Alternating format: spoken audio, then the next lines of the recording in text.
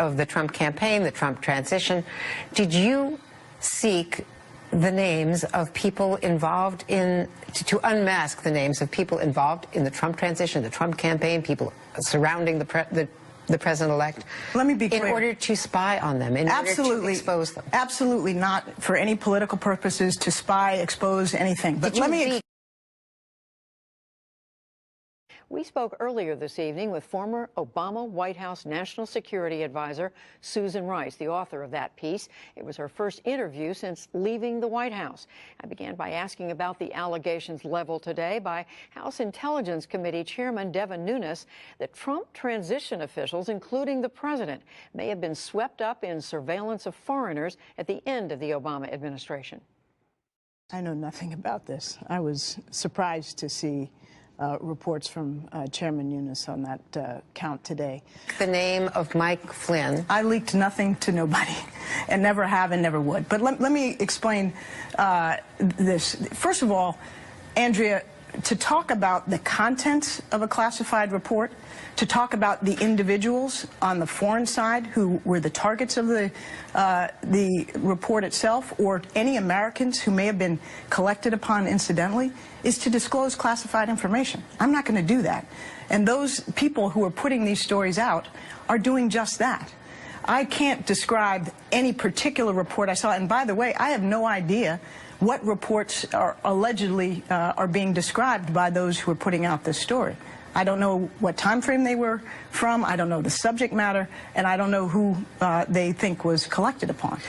The allegation is that in one case they are alleging in the Daily Caller that there was a spreadsheet that you put out of all of these names. Absolutely false. And circulate information as you can, get as much intelligence as you can before President Obama leaves the administration, because I had a fear that somehow that information would disappear with the senior people who left. So it would be hidden away in the bureaucracy, that the Trump folks, if they found out how we knew what we knew about the Trump staff's dealing with Russians, that they would try to compromise those sources and methods, meaning we would no longer have access to that intelligence. So I became very worried because not enough was coming out into the open, and I knew that there was more. We have very good intelligence on Russia. So then I had talked to some of my former colleagues, and I knew that they were trying to also help get information to the Hill. A lot going on today. Yeah. Mark That's why you have the leaking.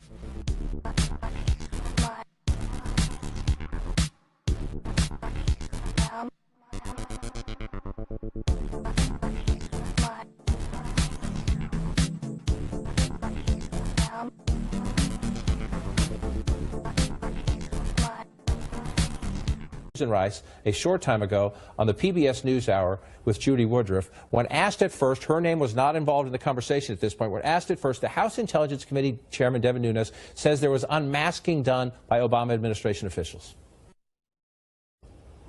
I know nothing about this. I was surprised to see reports from Chairman Nunes on that count today. I really don't know to what Chairman Nunes was referring, but he said that whatever he was referring to was a legal, lawful surveillance, and that it was potentially incidental collection on American citizens.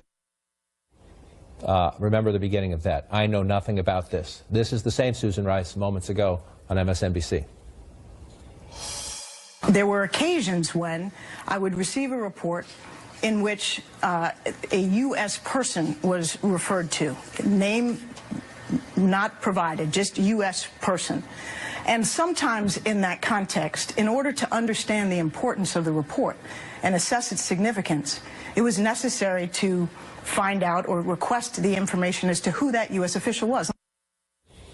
Not to be a jerk here, but will the real Susan Rice please stand up? Yeah, the second part of that, the one on MSNBC, is a perfectly logical explanation of how unmasking works. The problem is the previous comment in which she denies any knowledge of it. So she can't in the same breath. Welcome to the witness list. Yeah, I mean, come on. Well, for months, our bettors in the press and government have told us to fear Russia. The Kremlin hacked our election, whatever that means, and we're supposed to be upset about it and afraid. Okay, Russia's bad.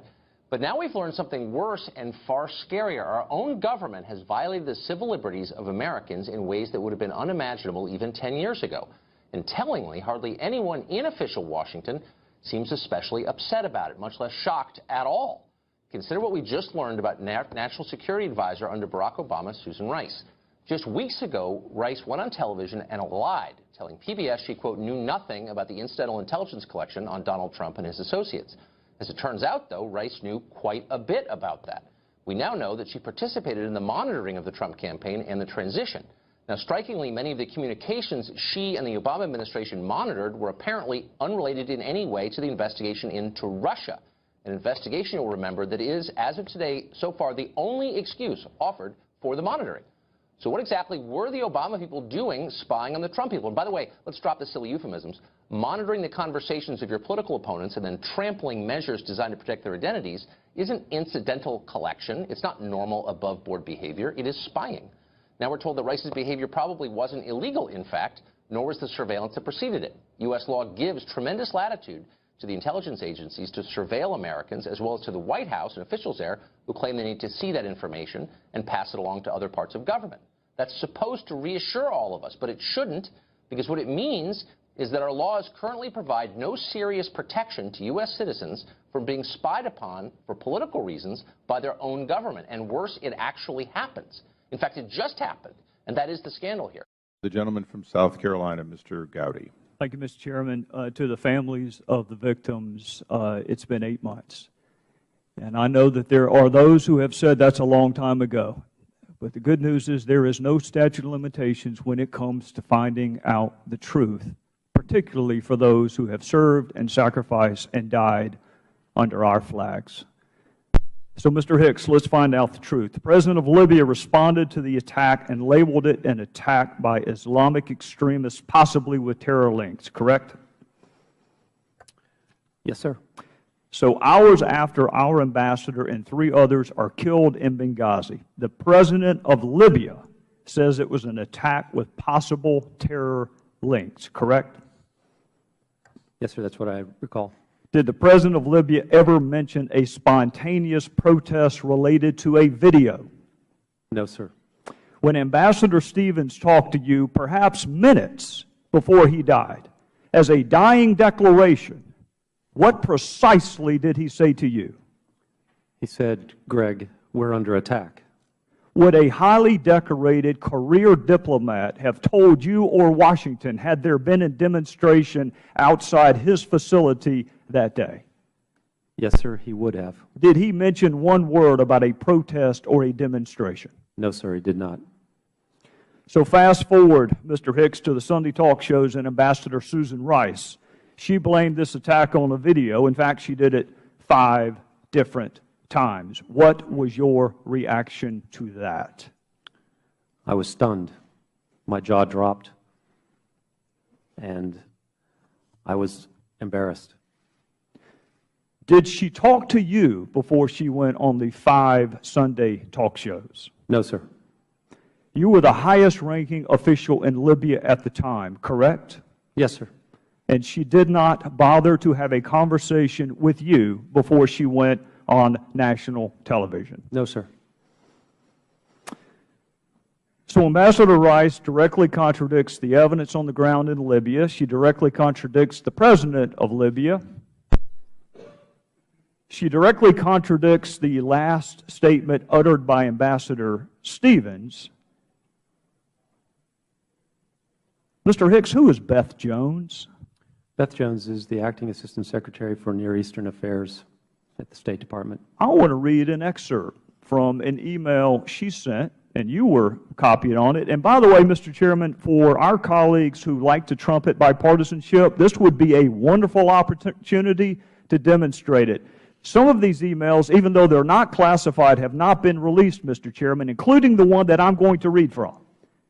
So for my colleagues who trumpet bipartisanship, this would be a wonderful time to prove it. This is from Ms. Jones to you, to counsel for Hillary Clinton, to Victoria Nuland, to Mr. Kennedy, near as I can tell, to almost everyone in the State Department, and I'm going to read from it. I spoke to the Libyan ambassador and emphasized the importance of Libyan leaders continuing to make strong statements. By the way, Mr. Hicks, this email was sent on September the 12th, the day after Benghazi, and several days before Ambassador Rice's television appearance. And I'll continue.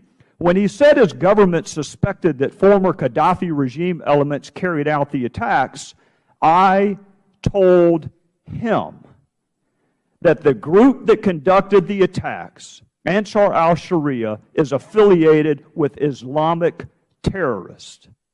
Let me say that again, Mr. Hicks. She told him, the State Department, on September the 12th, days before our ambassador went on national television, is telling the ambassador to Libya, the group that conducted the attacks, Ansar al-Sharia, is affiliated with Islamic terrorists. Mr. Hicks, I want to know two things. Number one, why in the world would Susan Rice go on 5 Sunday talk shows and perpetuate a demonstrably false narrative? And secondarily, what impact did it have on the ground in Benghazi, the fact that she contradicted the president of Libya? As to the first question, I cannot provide an answer, but perhaps you should ask Ambassador Rice. I would love the opportunity to do just that. As to the second question,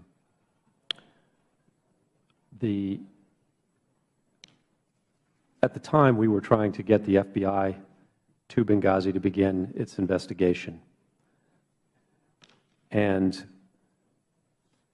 that talk show actually provided an opportunity to make that happen.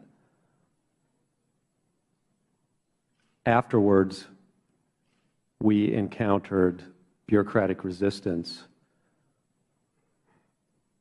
for a long period from the Libyans. The Libyan government at this time is not very deep.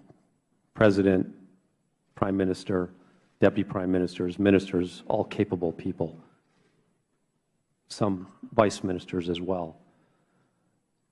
And it took us an additional my math's not very fast these days, maybe 18 days to get the FBI team to Benghazi. So the crime scene was unsecured for 18 days? Yes, sir. Witnesses were not interviewed? Would the gentleman would please finish up? We're going to try and move along. Yes, I will move on. We will finish this if there is a second round. Thank you, Mr. Hicks. Thank you. For all individuals, to the extent